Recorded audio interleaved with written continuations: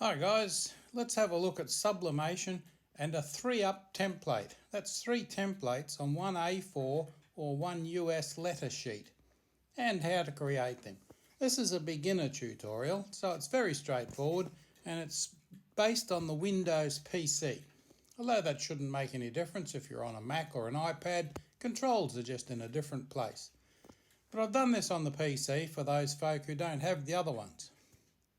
Now, firstly, set up your document in Affinity Designer. So we're going to actually set up 2 documents, both of which are presets in the New Document menu. The same things apply in Affinity Designer for the iPad, and likewise if you want to use Affinity Photo on the Mac. So go to File, New, and firstly select A4.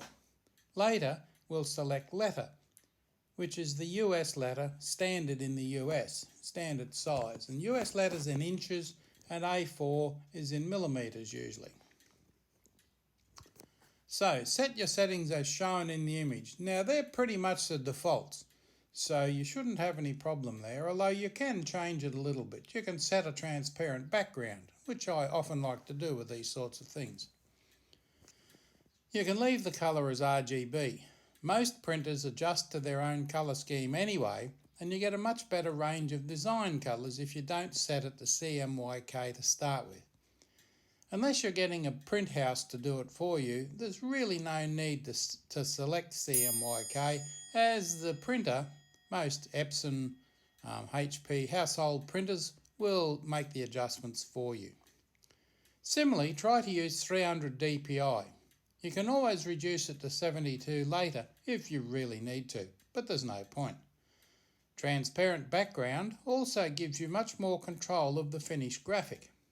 Easy, isn't it? You don't need margins and you don't need bleed. Just select basically the document as it comes up. Too easy. Now, US letter, leave the colour as RGB. Same thing.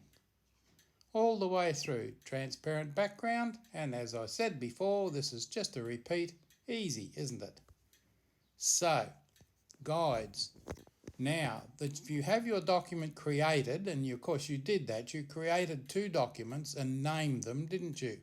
And you can see the name I've got there, A4 template. I've called it a try template because there's going to be 3 things on it. Now you want to turn on the Guides Manager, because the first thing we're going to do, how simple is this, is set up the guides.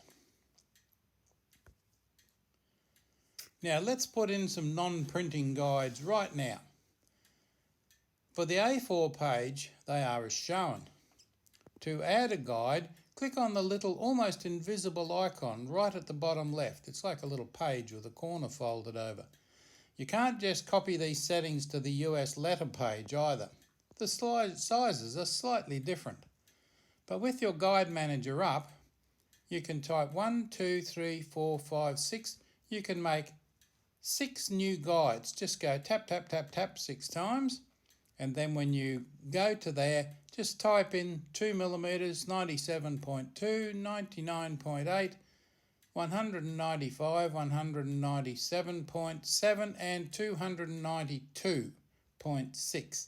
Now, a note here, because they're in numerical order, when you type them in, when you first type them in like that, some of them will shift because some of the numbers you put in will be less than the number that's already there. So just be careful when they shift around. It's not an error, it's just they're in numerical order. So when you put in the right number, 292.6 for example, it'll pop down the bottom where it should be.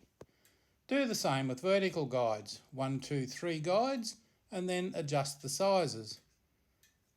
40.9, 105, 166.4, and then click Close.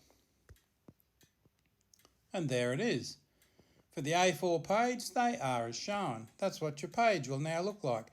And you can see there are 3 guides across there where we're going to place your images.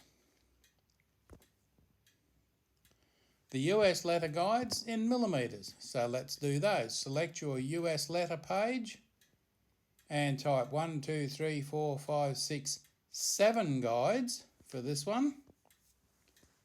7 horizontal guides, then set the sizes as shown there. And the vertical guides, 1, 2, 3, then change the sizes as shown there. Too easy. Click close. And there's your US letter guides. The same deal. Slightly different because the pages are slightly different sizes, but you've got 3 templates across there, and they're all just the right size for a mug. Funny that. Now let's add the images. We can either copy and paste or place the images. In order to keep the aspect ratio right, that is, keep the height related to the width, you can hold down the Shift key while you drag out a corner point.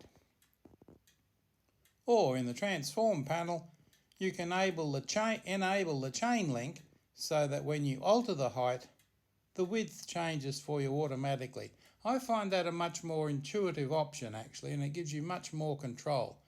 Just remember to center the image by pushing the dot in the middle of that square. Now let's see those options. See the square down there near the arrow, and it's got the dot in the middle. That ensures that when you alter the width or the height, it alters it from the center of the image and you don't end up with the image appearing off the canvas. In the Transform panel, and as I said, enable the chain link so when you alter the height, the width changes for you automatically. Make sure you click on the blue dot in the middle of the square in the bottom left. That keeps everything in place. Now, you can start adding your images, keeping them within the boundaries of the non-printing guides. You will have 3 sublimation prints per sheet. You can place the images wherever you like horizontally, keeping in mind that the blank panels either side are areas that the handle of the mug will occupy. So if you think of that wrapping around the mug, those blank areas, right and left, are the areas that go right up to the handle. The centre line is the side of the mug further away from the handle position. So in that case, you would have a butterfly wrapped around the mug. And that's the end. Thank you for watching. You'll find the example files with the images in the Affinity download folder on both my UK and US websites, and they're the addresses there. You might have to dig around because there's quite a few files there, but just look for Sublimation images and you'll find them.